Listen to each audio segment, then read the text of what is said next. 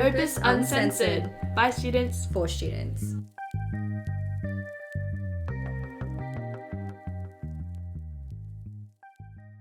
Opus Uncensored is recorded on the grounds of Callaghan campus.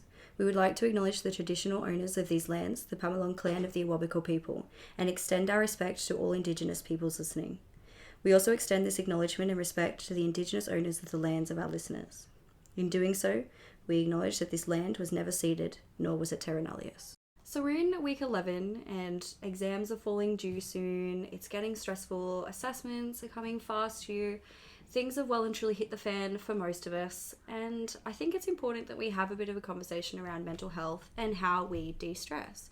So, Georgie, did you want to tell everyone sort of your tips and tricks on how you de-stress and get through this busy period? Yeah, for sure. It is a really stressful time of semester for many people, so I think it's important to work out what is good for you in just being able to switch off a little bit from uni, just taking a moment to regroup and just refocus on things, because it's easy to it can all get very overwhelming.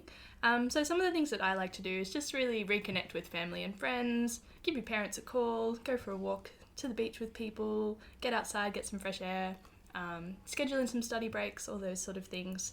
And then, I think studying late into the night isn't always a super productive way to go. So set a time where you're going to switch off, chuck on a nice funny Netflix series and just completely relax so that you're rejuvenated for the next day.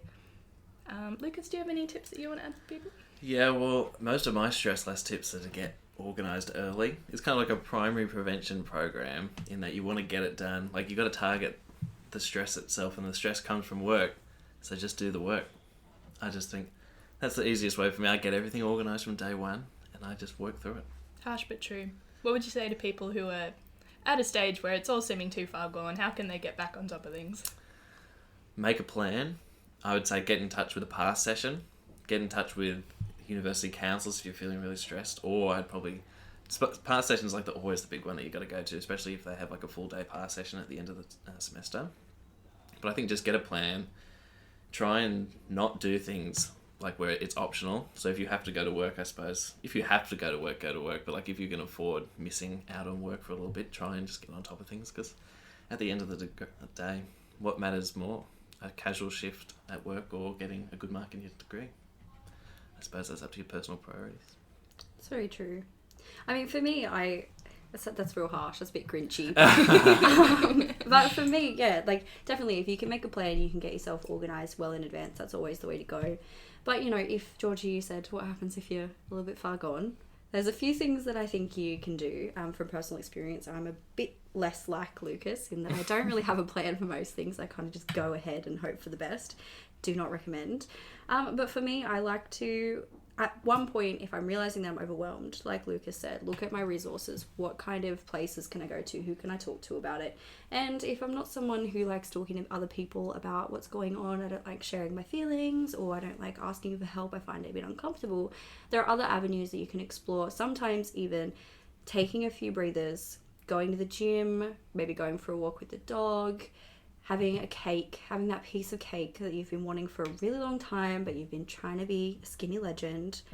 Have the piece of cake, relax, and then start assessing what is going to work for you. Don't try and force yourself to do things that aren't in your everyday and aren't going to work for you. So the university has a bunch of cool resources.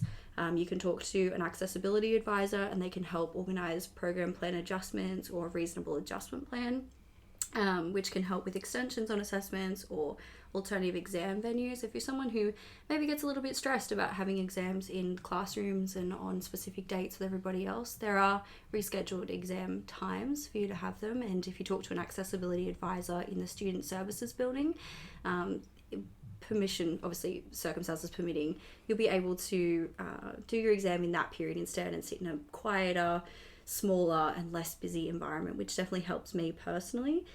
And yeah, just monitor how you're going. If you feel like you're getting a little bit overwhelmed, just talk to a partner, talk to a friend, and just don't do it alone. You don't have to do it alone. So take the time that you need, like Georgie said, and just be. It's going to be okay. And there are resources and supports to help you.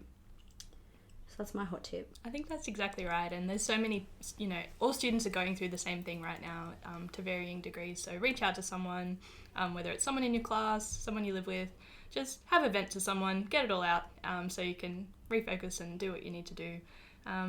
So hopefully that's been some handy hints and tips for everyone, and a reminder that UNSA, we always have staff here in the building if you need someone to check in with, need to know where to go to get help with something.